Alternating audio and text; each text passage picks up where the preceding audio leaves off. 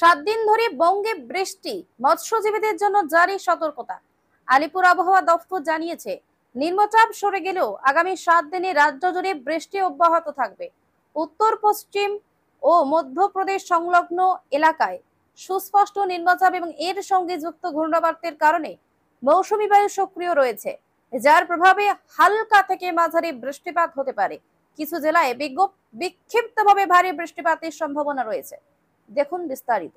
উপকূলীয় অঞ্চলে 30 থেকে 40 কিলোমিটার বেগে ঝোড়ো হাওয়া বইতে পারে, যা 50 কিলোমিটার পর্যন্ত বাড়তে পারে। তাই মৎস্যজীবীদের সমুদ্রে যেতে নিষেধ করা হয়েছে। উত্তরবঙ্গের আলিপুরদুয়ার, জলপাইগুড়ি, দার্জিলিং, কালিম্পং এবং কোচবিহার জেলায় ভারী থেকে অতি ভারী বৃষ্টির পূর্বাভাস রয়েছে। দক্ষিণবঙ্গের প্রায় সব জেলাতেই হালকা থেকে মাঝারি বৃষ্টি এবং বজ্রপাতের সম্ভাবনা রয়েছে। পূর্ব বর্ধমান, পশ্চিম বর্ধমান, বীরভূম, মুর্শিদাবাদ, নদিয়া, হুগলি, উত্তর 24 পরগনা, দক্ষিণ 24 পরগনা, পুরুলিয়া এবং বাঁকুড়া সহ একাধিক জেলায় বিক্ষিপ্ত থেকে ভারী বৃষ্টির পূর্বাভাস দিয়েছে আবহাওয়া দফতর।